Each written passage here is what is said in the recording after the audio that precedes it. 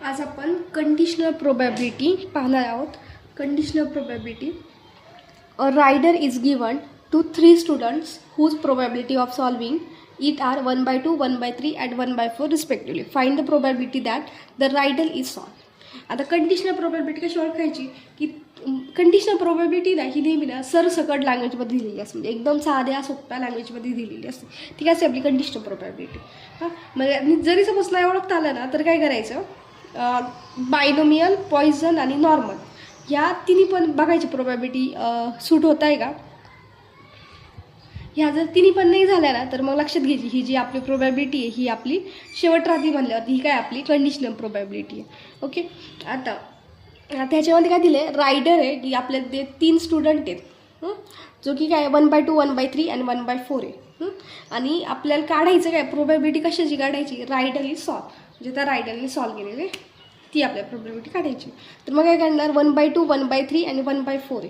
ह्याला काय म्हणायचं, ABC नाव द्यायचं थोडक्यात. म्हणजे ते आपले काय 3 स्टुडंट आहेत, म्हणजे probability of A, probability of B and probability of C. A काय 1/2, बी 1/3 आणि सी 1/4. मग नंतर काय काढायचं P dash of A, P dash of B आणि पी डॅश ऑफ सी काढायचं. P dash of A, P dash of A काय करायचा 1 मायनस करायचा पी ऑफ ए मधून, म्हणजे 1 - 1/3 divided by 1 cross multiply 3 - 1 divided by 3, तो काय येतो 2/3. नंतर काय P dash of B equals to 1 - 2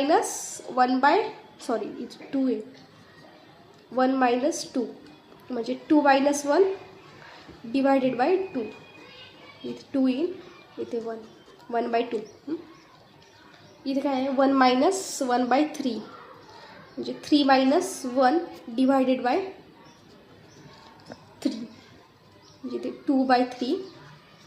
आणि probability P dash of C equals to 1 - 1/4, that is 4 - 1 divided by 4, that is 3/4. मग काय करायचं, therefore rider is solve, rider is solve. P equals to 1 मधून मायनस करायच्या ह्या सगळ्या, P dash of A minus P dash of B minus P dash of C equals to 1 minus P dash of A काय 1/2 into 2/3 into 3/4. आता बघा 2 cancel, 3 cancel, बरोबर cancel झाले, म्हणजे 1 मायनस काय राहिलं 1/4, म्हणजे काय क्रॉस मल्टिप्लाय 4 - 1 डिवायडेड बाय 4, 3/4 संपलं.